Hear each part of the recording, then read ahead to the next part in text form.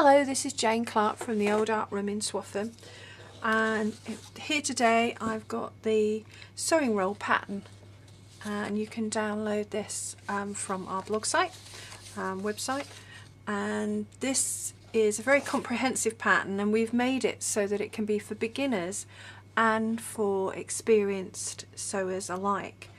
I've been looking for a sewing roll to hold all my pieces of equipment for a long time, and this one I've tried and tested for the last couple of months and it works. So I've now made the pattern from this, and I've made slight adjustments which I'll tell you later.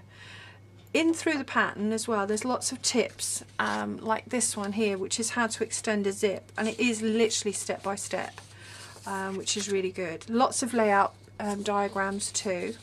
Really comprehensive instructions and good diagrams. I make lots of patterns myself, and make up from other people's patterns as well, and I often find that there's things that I don't quite understand, so I've tried to do it so that we could work our way through using the pattern and making sure that I didn't have to be by the side of you. But with all the tips, it's almost as if you're in the studio with me. So as you can see, I've opened up the roll. Here's a zip, and this has got my rotary cutter in and my pokey sticks and metal rulers. Here, scissors. Now I know most of us would actually put our scissors in an actual scissor holder, which is what I'm going to do after this, but I thought for purposes you can see what it is. So sewing gauge, small rulers, small scissors. In here I would normally put pins and needles and things like that.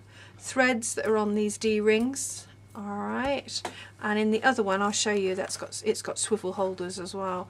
Tape measures in little pockets, pens for marking, chalk, in here thimbles and needle threaders, and then in here is sort of braids and trims, and it also becomes a project roll as well once you've started sewing.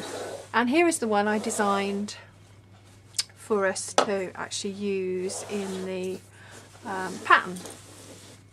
So here we go. So as you can see, it's a bit gothic in its nature. I love the actual classic colours and things like that, especially the red and black. It looks really good, and it's got vintage buttons and things to actually hold it together. A zip. Again, I've got a little key on here. The notions and things that you put in is up to you, and you can see the pocket goes right the way through. Alright, swivel clips to hold your threads, and in this case I've got my safety pins because I always like safety pins. Here is where you put your main scissors and your little embroidery scissors, and as you can see in here I've put one of the thread holders. Sewing gauge, these are tweezers. Of course you've got to have an unpick, we always need unpickers. Trusty bias binding maker. On here you could actually, this is a hook, and you can actually hang all your threads and things from. Quilt bias binding clips, needles and pins. Now on here, on the other one as well, I would actually put 2 pop studs, because this will actually hold then everything down in here, which means that nothing will fall out of the pockets.